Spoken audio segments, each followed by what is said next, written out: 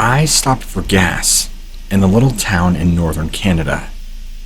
I could tell it was dinner time, and after dinner hours were fading into the evening hours.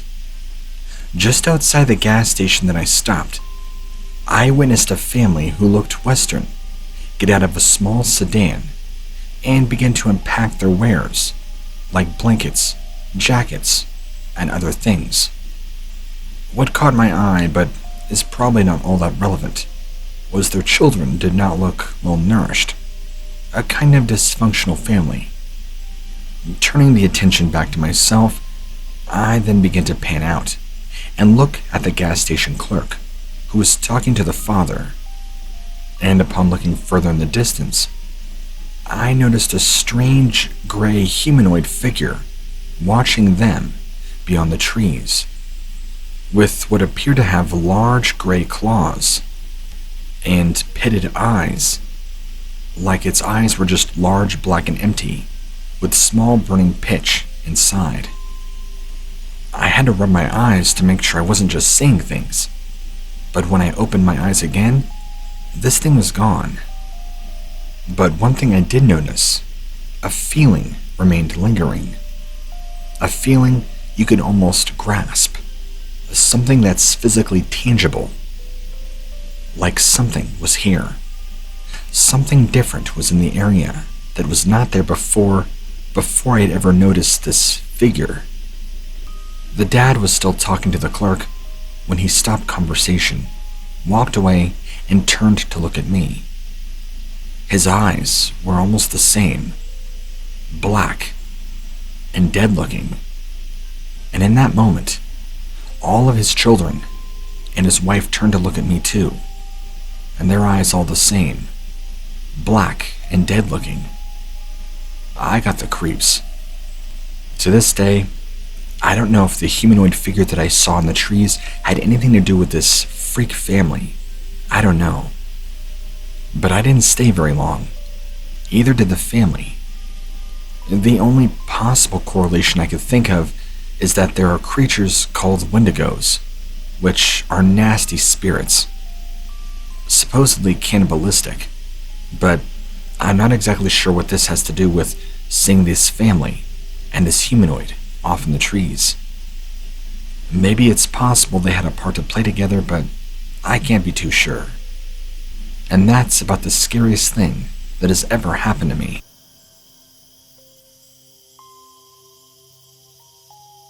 My brother is a nature photographer. He does it for a living, and so because of this, we usually end up going out to the wilderness area all over the country. At one time, we went up to the Great Grand Wilderness of British Columbia, just for fun, not on a client mission. And one time, he went into a northwestern town near this one nature reserve. He said to me that he had a really creepy feeling when he visited the McBride Canyon grocery. Well, we had been adventuring through various towns in the area, and had decided to visit the McBride in the early spring of 1978. I can tell you it was a cloudy day when we got there, and the mountains of the reserve were visible from miles away. When you get off the highway, number 37 specifically, you drove into a very calm, very beautiful area. It was so special that you had to stop in towns along the highway just to get your groceries. It was an area that was meant to be passed through, but not really lived in. The town square of McBride had several nice motels, a good Army surplus sales store, and the famous McBride grocery store in the center. The name of the store was in large neon yellow-green letters, but were very dim, which made them stand out in the weather. The store itself was a treasure trove of creaky floors and unkept 90-year-old shelves that smelled like natural ice deposits and alder-smoked meat. Besides that, the place had an inner sense of light and perception. Meanwhile, we got to the grocery store, and this is when the mood becomes strange. At some point, my brother was pulled aside and warned of his career, because a North American Indian legend demon, a Wendigo, was spotted on the outskirts of town just before the summer had started and was most likely still lurking in the area. I guess a lot of people there have been talking about it, since it's been making itself known to all the residents. Fortunate enough for me, I stayed behind in the motel when this happened. I guess, long story short, my brother had ventured out, all by himself in the early morning hours, to a small hill just outside of town. He was trying to get some good shots of some deer that were coming to the small clearing where there's a large pond to drink. If you know anything about deers, they are nocturnal and are very active during the dark. So he wanted to get there as soon as daylight appeared, just before light, so that they would still be drinking and not yet bedding down. But what he did not expect to see was this strange, monstrous creature, which he described to me was a Wendigo in the flesh. He described it as having horns, covered in hair, and having almost like a skeletal-like frame. Remember, this was back in the late 70s. Nothing like that even existed, as far as anybody was concerned. Not even in horror movies. My brother was so genuinely terrified. He changed careers and stopped as a nature photographer for years afterwards. He was far too scared to go back out into the wild. And even afterwards, he had a very hard time talking about it. In fact, he wouldn't mention it. He refused to even acknowledge the term Wendigo. But back then, that's not really something you would talk a lot about. But there were times where I would try to bring it up to him, to get him to talk about it. But that was the hard part. The only thing I've ever learned in all these years about Wendigos is what I've already told you, that they are murderous, Native American spirits, thirsty for flesh and blood, and will hunt down anybody they can. Now, correct me if I'm wrong, because I very well might be wrong about that, but they can also take several forms, from what I've heard of several local natives. Everything from these gaunt, disgusting skeletal figures to large, terrifying, hairy beasts, and everything in between. If there's anything you don't want to run into, and my brother was proof, is a Wendigo.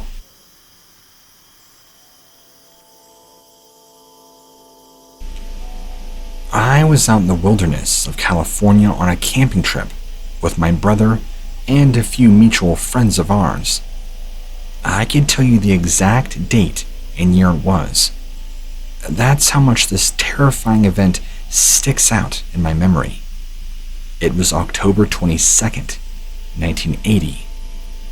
My brother and I and our friends had pitched a huge tent for the night, and we were all sitting around the campfire, just talking about usual teenage stuff. I remember it was a very dark night, a cloudless sky. The moon was full, but the clouds had blocked out all the stars. There was no light from the moon, due to the thick clouds, so it was very dark. We had no choice but to keep the fire going. Suddenly, we heard a noise from the woods and see this large black shape moving through the forest. It slowly came to the light of the fire, and we see this very large, hulking figure. It appeared to be black and white. It had black eyes, but they seemed to kind of glow. It had very huge, long arms and legs, large black claws. The head appeared to be smaller, but had a very sharp, pointed nose, and it had long, tangled, brownish black hair. The hands and feet were also very large, like a human's, but with huge black claws. It stood at the edge of the campfire light, swaying back and forth as it watched us. We all sat there frozen as it watched us, making these strange noises. It was moaning, kind of in this deep growling voice. It was horrible. It sounded like cats dying. We all kept our eyes locked on it, not daring to make a move. It then emitted this terrible, horrible scream, and began to move towards all of us. We jumped up, screaming and running for the tent. I reached it first. As I was going inside, I saw it better. It was now directly there, and I appeared to look into its eyes. Then it showed its teeth, and I was frozen. It opened its mouth, and I saw a massive row of long, pointed fangs, except every teeth were like that, and they were all in a very strange way. By staring into its eyes, I felt drawn to it, like my body was entranced. Then, I felt a hand on my shoulder and I turned and saw my brother. He pulled me away and stepped backwards. As I did so, it took another step forward. I saw that it was reaching out for me and breathing heavily. It made this horrible gurgling sound, and I saw its chest rise and fall as it was breathing. I gazed back at its mouth and saw that blood was now emitting from its mouth, all over and pouring down its chest. It began to back away, and my brother kept pulling me back. I couldn't help still feel like I was in a trance and being drawn to this thing that I was trying to shake off.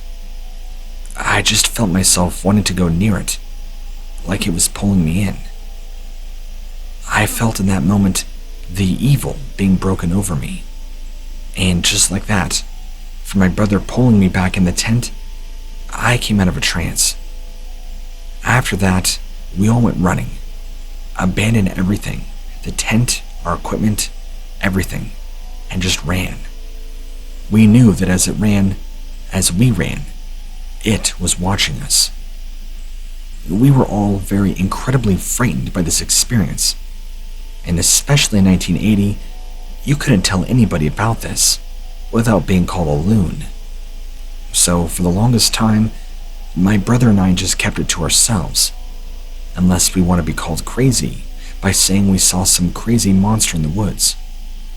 We wouldn't learn till much later that this creature we encountered was actually a Wendigo spirit that was probably looking to cannibalize us. I'm surprised I even managed to escape, because I know, just looking back on it, that it put me in some sort of dark trance and was going to consume my soul had I let it get too close to me. That would have been the end of me. I know for a fact there would have been nothing left, probably not even bone. Why this thing began gurgling and emitted blood, I'm not exactly sure. Or why it even gave up on trying to grab me, who knows. But it was by far the most frightening experience you could ever imagine having out in the woods all by yourself. Especially growing up, and you're taught that the woods are a safe place. Monsters aren't supposed to exist. And yet here we are, 2021, and there are countless stories upon stories upon stories of people seeing all sorts of horrible things, just like I did, out in the woods, when they trusted their peers, their parents, their families, that life, the woods, and everything like that is safe. I'm telling you right now, that notion could not be farther from the truth. I've stayed out of the woods and have pretty much refrained from any camping since that day 40 plus years ago. No, I'm not losing out. I'm staying safe.